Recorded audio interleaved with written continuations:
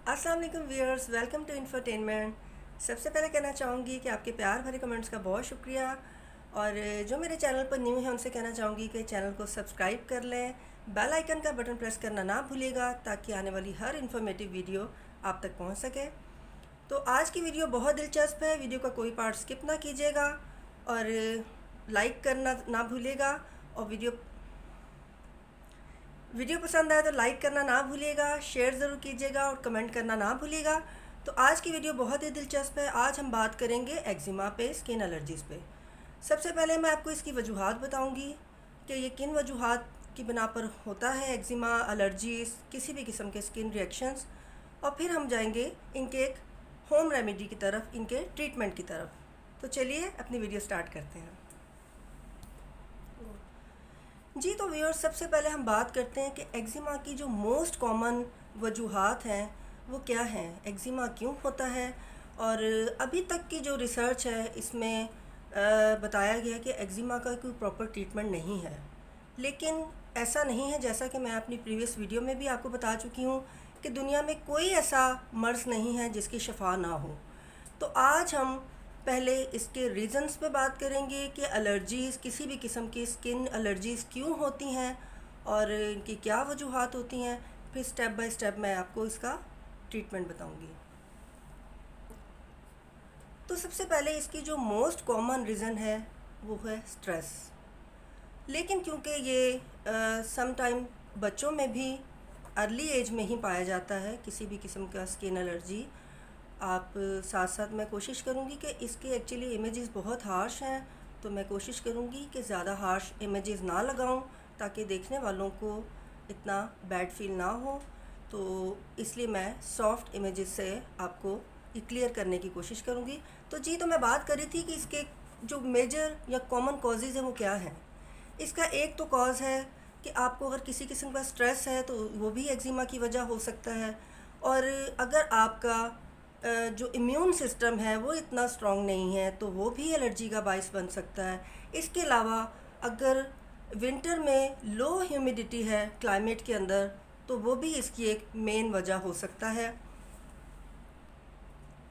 इसके अलावा जो इसकी वजूहात हैं, अगर आप कोई ऐसी फूड इंटेक कर रहे हैं जो कि जिससे आपकी बॉडी में हीट हो रही है, लाइक आप एग्स यूज़ कर रहे हैं, आप नट्स यूज़ कर रहे हैं, ड्राई नट्स, ड्राई फ्रूट्स, या आप कोई ऐसा फूड यूज़ कर रहे हैं जिसमें कि हरारत, जो हरारे हैं वो उसमें ज़्यादा मकदार में पाए जाते हैं, जैसे कि कार्बोहाइड्रेट्स और दालें दालें आप ज़्यादा इस्तेमाल कर रहे हैं, या कोई भी ऐसी चीज़ें जो हीट प्रोड्यूस कर रही हैं, वो भी आपकी स्किन एलर्जी का बायस बन सकती हैं। तो व्यूअर्स, हम बात कर रहे थे एक्जिमा के कॉजेज़ पर। तो इसका एक मोस्ट कॉमन जो मैं आपको रीज़न बताऊं, ड्राई स्किन इसका एक मोस्ट कॉमन रीज़न है। ज़्यादातर स्किन की एलर्जीज़ ड्राई स्किन वालों को ज़्यादा फेस करनी पड़ती हैं, वो इसका शिकार ज़्यादातर होते हैं।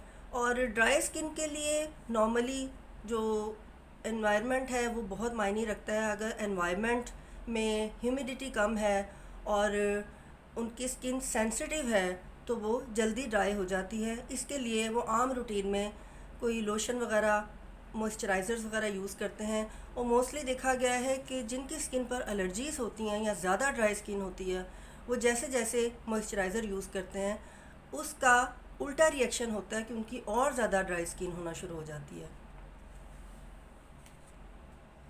अच्छा, इसकी एक अहम वजह मेटल्स भी हो सकते हैं। जो मेटल्स आप यूज़ कर रहे हैं, लाइक देखा गया कि नॉर्मल रूटीन में लोग, स्पेशली फ़ीमेल्स, अगर आर्टिफिशियल ज्वेलरी वेयर करते हैं, वैसे तो मेल भी वेयर करते हैं, गले में कोई आप चेन पहन लेते हैं या रिंग्स पहन लेते हैं, और वो भी किसी किस्म के रिएक्शन का बायस बन सकते हैं, उससे भी एलर्जी हो जाती है। इसके अलावा जो आप डिटर्जेंट्स और सोप यूज़ करते हैं वो बहुत आपकी नॉर्मल रूटीन में बहुत मैटर करते हैं आपकी स्किन से रिलेटेड इश्यूज से। आपका फेस, आपकी बॉडी अगर सेंसिटिव है, ऑलरेडी सेंसिटिव है, तो आप कोई ऐसा हार्श सोप यूज़ कर रहे हैं या ऐसा डिटर्जेंट यूज़ कर रहे हैं कपड़ों में, तो वो भी आपकी बॉडी पर इचिंग या रेडनेस या किसी भी किस्म की एलर्जी का बायस बन सकता है।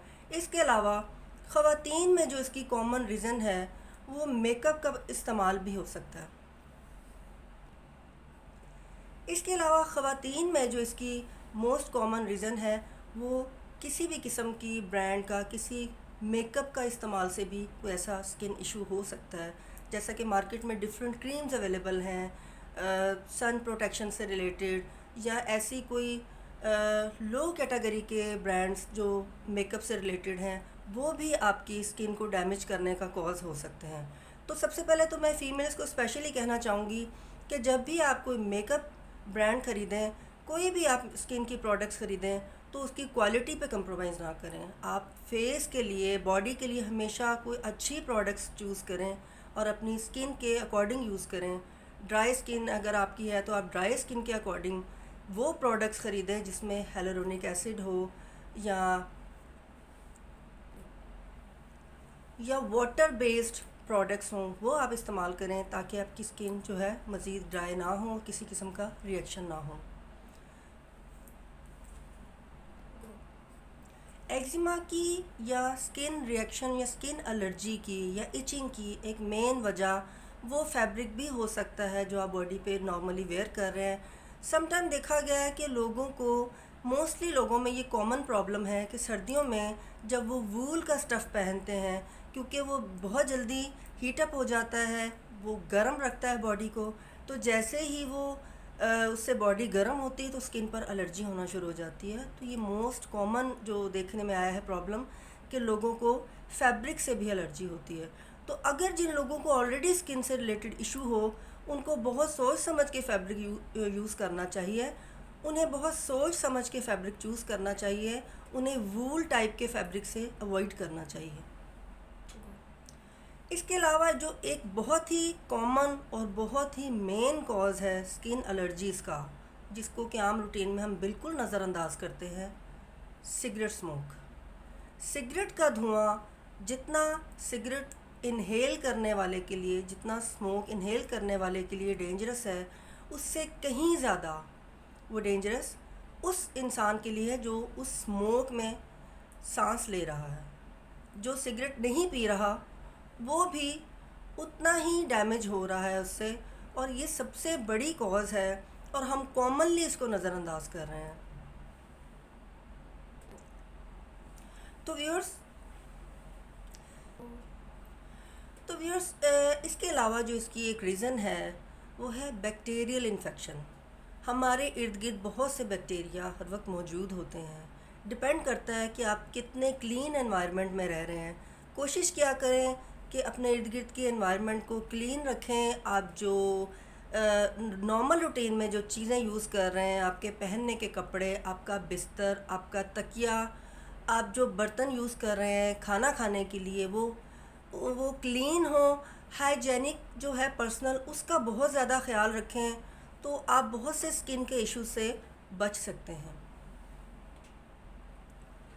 इसके अलावा सम टाइम लोगों में एक हार्मोनल जो चेंजिंग्स का प्रोसेस होता है, उसमें भी वो इस किस्म के मसाइल का शिकार हो जाते हैं, जिससे उनकी स्किन पर किसी किस्म के स्कार्स बनना शुरू हो जाते हैं।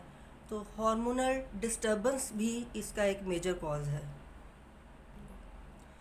इसके अलावा जो नॉर्मली स्वेटिंग होती है जिनको बहुत ज़्यादा, उनको भी स्किन से रिलेटेड इश्यूज बहुत ज़्यादा होते हैं। एलर्जीज़ और एक्जिमा टाइप के जो स्किन जो इरिटेटिंग होता है। इसके अलावा स्वेटिंग इसका एक बहुत मेन कॉज है किसी भी किस्म की स्किन एलर्जी का या रिएक्शंस का या इचिंग का। तो जिन लोगों को स्वेटिंग बहुत ज़्यादा होती है उनको पर्सनल हाइजीन का बहुत ज़्यादा ख्याल रखना चाहिए। उनको चाहिए कि डेली बेसिस पर वो शावर ज़रूर लें, अपनी स्किन का ज़्यादा से ज़्यादा ख्याल रखें, क्योंकि स्वेटिंग भी इसका एक बहुत मेजर कॉज है। स्वेटिंग में आपके जो बॉडी का वेस्ट होता है, like urine, it's same like urine. तो ये जो अखराज होता है इसका जिस्म से, इसमें सारा वेस्ट होता है, वो भी कपड़ों में जज्ब होकर दोबारा से स्किन के साथ टच होता रहता है, और वो भी किसी भी किस्म की एलर्जी का बाइस हो सकता है। इसके अलावा जो मोस्ट कॉमन इसकी जो रीज़न है, जो हम डेली बेसिस पर जो परफ्यूम्स वगैरह यूज़ करते हैं, ये एक बहुत मेजर फैक्टर है स्किन रिएक्शंस का, स्किन एलर्जीज़ का। तो जो आप परफ्यूम या बॉडी स्प्रे या डिओड्रेंट यूज़ करें, उसके लिए मेक श्योर कि वो बहुत अच्छा हो, वो बहुत अच्छी किसी कंपनी का हो, एक्सपायर ना हो, क्योंकि वो भी अगर एक्सपायर है या आपकी स्किन के अकॉर्डिंग नहीं है तो वो भी आपकी स्किन के लिए बहुत ज़्यादा हार्मफुल हो सकता है। वो भी आपके किसी भी किस्म की स्किन एलर्जी या हाइपर एलर्जी का बायस बन सकता है। और जैसा कि मैंने बात की थी कि क्लाइमेट जो है वो बहुत मायने रखता है स्किन से रिलेटेड इश्यूज़ में। मोस्टली लोगों को सर्दियों में ये प्रॉब्लम ज़्यादा होता है, उसकी वजह हीट है। और सर्दियों में क्योंकि ड्राई फ्रूट्स और ऐसी डाइट्स ज़्यादा यूज़ की जाती हैं जो बॉडी को गर्म रखने में मुफीद हों, तो उससे भी स्किन एलर्जीज़ या इचिंग स्टार्ट हो जाती है बॉडी के डिफरेंट पार्ट्स में। तो ये भी एक रीज़न है। और इसकी एक बहुत ही कॉमन जो रीज़न है वो मोस्टली लोगों को जेनेटिकली भी ये प्रॉब्लम होता है, उनके जीन्स में ये चीज़ शामिल होती है, क्योंकि उनके पेरेंट्स में से अगर किसी को ये इशू होता है तो ये जेनेटिकली उनमें ट्रांसफ़र होता है। तो चलिए व्यूअर्स, ये मोस्ट कॉमन रीज़न्स थी जिनकी वजह से किसी भी किस्म का स्किन एलर्जी या एक्जिमा होता है। तो अब बढ़ते हैं इसके ट्रीटमेंट की तरफ, जो कि बहुत ही मुफीद है। और प्लीज़ मैं आपसे रिक्वेस्ट करूँगी कि इसे अपने तक महदूद ना रखिएगा, इसे ज़्यादा से ज़्यादा लोगों में शेयर कीजिएगा। ये एक बहुत ही सस्ता सा और बहुत ही आसान और बहुत ही कारआमद टोटका है।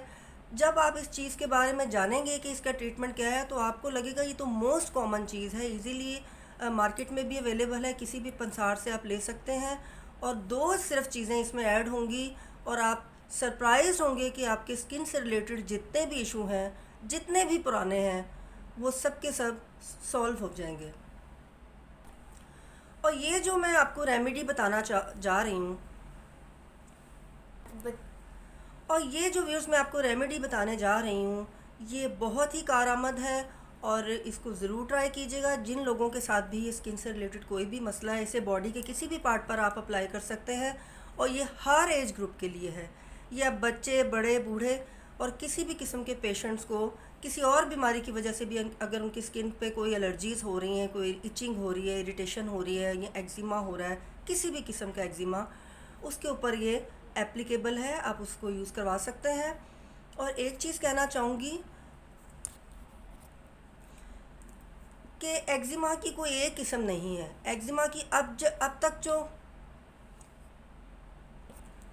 रिसर्च के मुताबिक अब तक जो एक्जिमा की एग्ज़ाम के ऊपर रिसर्च हुई है वो 300 से ज़्यादा हैं। तो इसलिए मैं कहना चाहूँगी कि किसी भी किस्म का एक्जिमा हो, किसी भी किस्म की स्किन एलर्जी हो, जो बहुत पुरानी हो, बचपन से हो या किसी भी एज से हो या रिसेंटली स्टार्ट हुई हो, आप उसके ऊपर ये अप्लाई कर सकते हैं। तो व्यूअर्स, चलिए बढ़ते हैं अपने आज के होम रेमेडी की तरफ। तो इसके लिए आपको सिर्फ़ और सिर्फ दो चीज़ें रिक्वायर्ड हैं।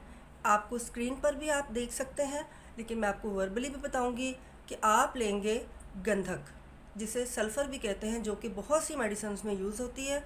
आप सल्फ़र ख़रीदेंगे, आप थोड़ी सी सल्फ़र ख़रीद लें, आप 50 ग्राम्स ले लें या आप इससे कम क्वांटिटी में ले लें, डिपेंड करता है कि आपकी कितनी बॉडी इन्फेक्टेड है।